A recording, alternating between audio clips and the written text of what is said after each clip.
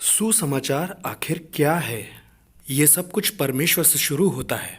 शुरुआत में परमेश्वर ने स्वर्ग और पृथ्वी बनाए। परमेश्वर ने पहला व्यक्ति आदम और स्त्री हवा बनाई ताकि वो बगीचे का ध्यान रखें। वो उस बगीचे के सारे फलों को खा सकते थे, लेकिन सिर्फ ज्ञान और बुद्धि के फल नहीं। पूरी तरह से सब कुछ अच्छा था, पृथ्वी के साथ, एक दूसरे के साथ और परमेश्वर के साथ भी। जब उन्होंने परमेश्वर का विरोध करके उस ज्ञान और बुद्धि के फल को खाया, और ये पाप परमेश्वर और मनुष्य के बीच में दूरियां ले आया।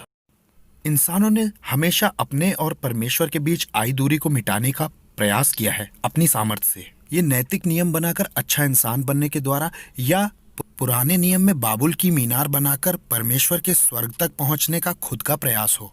और अपने समय में इसका एक अच्छा उदाहरण मिलता है जब रूस ने 1961 में अंतरिक्ष में एक यान भेजा। लौटने पर उस अंतरिक्ष यात्री ने कहा कि हम अंतरिक्ष होकर आए हैं और हमें ना ही स्वर्ग ना परमेश्वर का कोई चिन्ह मिला। एक प्रसिद्ध प्रोफेसर और लेखक C.S. लुइस ने अपने जवाब में उस अंतरिक्ष यात्री को कहा कि परमेश्वर को उसके बाहरी अंतरिक्ष में ढूंढना ऐसा है जैसे शेक्सपियर को उसके घर की छत के बिल्कुल ऊपर ढूंढना।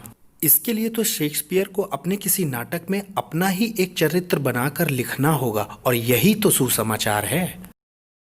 बाइबल कहती है, परमेश्वर ने जगत से ऐसा प्रेम रखा कि उसने अपना इकलौता पुत्र दे दिया ताकि जो कोई इस पर विश्वास करे वो नाश ना हो बल्कि अनंत जीवन पाए।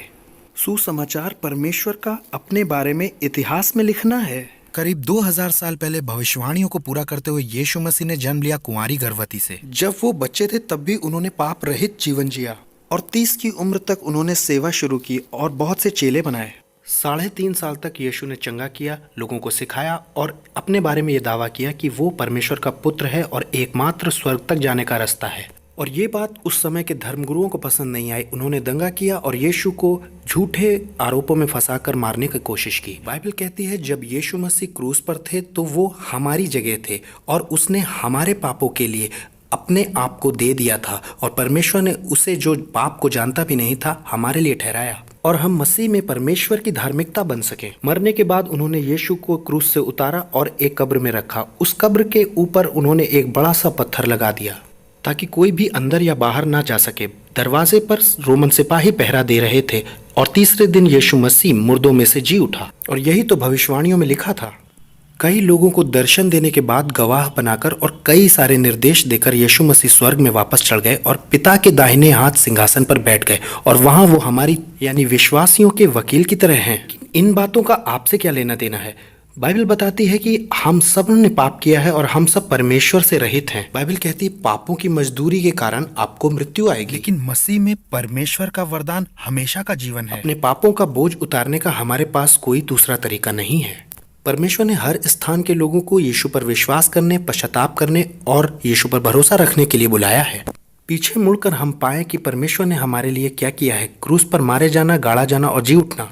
हम पापों से पश्चाताप करके, पापों से मुंह मोड़कर हम यीशु पे भरोसा रखें, तब हमारा परमेश्वर से मेल मिलाप हो जाएगा और हमें पापों की क्षमा प्राप्त होगी। आइए फिर से देखते हैं। ये सब परमेश्वर से शुरू हुआ।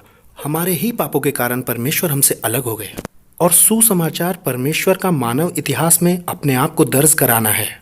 यीशु हमारे पापों के लिए मरे, गाड़े गए और जीवित हो उठे। और जब हम यीशु पर विश्वास करते हैं और अपने पापों से पश्चाताप करते हैं और यीशु पर भरोसा रखते हैं नए जीवन के लिए, तो हमें परमेश्वर से शांति प्राप्त होती है। और यही तो सुसमाचार है।